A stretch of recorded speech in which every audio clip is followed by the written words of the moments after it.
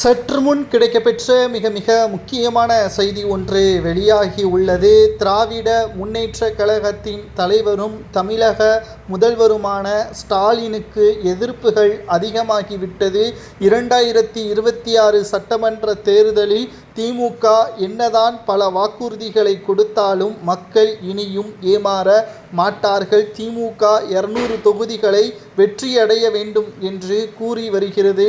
ஆனால் அதற்கான எந்த ஒரு வாய்ப்புகளும் தற்பொழுது கிடையாது. மக்கள் தெள்ளத் தெளிவாக மாறிவிட்டார்கள்.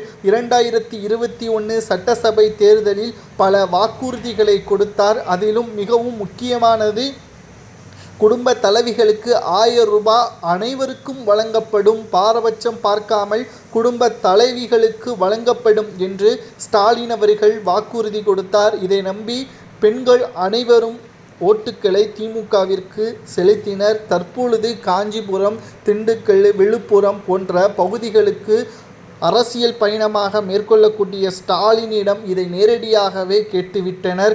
இனியும் திமுக என்னதான் மக்களை ஏமாற்றும் விதத்தில் வாக்குறுதிகளை கொடுத்தாலும் அதை மக்கள் ஒருபோதும் திமுகவிற்கு ஆதரவாக ஓட்டுக்களை செலுத்த மாட்டார்கள்.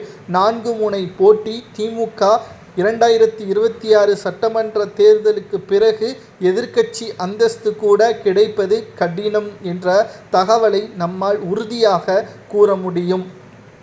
அது மட்டுமல்ல, திமுகவின் மூத்த அமைச்சர்களும் மூத்த நிர்வாகிகளும் திமுகவின் வளர்ச்சிக்கு தடையாகவே இருக்கிறார்கள். கடந்த 3 ஆண்டுகளாக திமுகவிற்கு பல்வேறு சோதனைகளை கொடுத்தது திமுகவின் மூத்த அமைச்சர்கள்தான் என்பதையும் மறுக்க முடியாது. ஸ்டாலின் அவர்கள் 2வது முறை முதல்வராக பொறுப்பேற்க வேண்டும் என்று அவரது மனைவி கோவில் கோவிலாக சென்று சிறப்பு பூஜைகளை செய்து வருகிறார். ஆனால் திமுக சொன்ன வாக்குறுதிகளை நிறைவேற்றிவிட்டாலே மக்கள் மீண்டும் திமுகவிற்குத்தானே ஓட்டுக்களை செலுத்துவார்கள். அது ஏன் ஸ்டாலின் மனைவிற்கு புரியவில்லை என்று பலரும் இணையதளங்களில் கேள்விகளை முன்வைத்து வருகிறார்கள். இனி ஸ்டாலின் அவர்கள் பிரச்சாரத்திற்கு சென்றால் விரட்டி அடிக்கப்படுவது உறுதி. டெல்லியில் எப்படி ஆட்சி கவிழ்க்கப்பட்டதோ, முதல்வர் பதவியில் போட்டியிட்ட அரவிந்த் கெஜ்ரிவாலை டெபாசிட் இழந்தாரோ, அதேபோல் திமுகவின் நிலைமையும் மாறும் என்று சமூக வலைதளங்களில் நம்மால் பார்க்க முடிகிறது. 4 முனை போட்டி வேற. திமுக நிச்சயம் ஆட்சியிலிருந்து விலகுவது மட்டுமல்ல, எதிர்க்கட்சி அந்தஸ்து கூட கிடைப்பது கடினம். விஜய் அவர்களுக்கு அதிக வாய்ப்புகள் இருப்பதாகவும் கருத்துக்கள் வெளியாவதை பற்றி கமெண்ட் வாயிலாக கூறுங்கள்.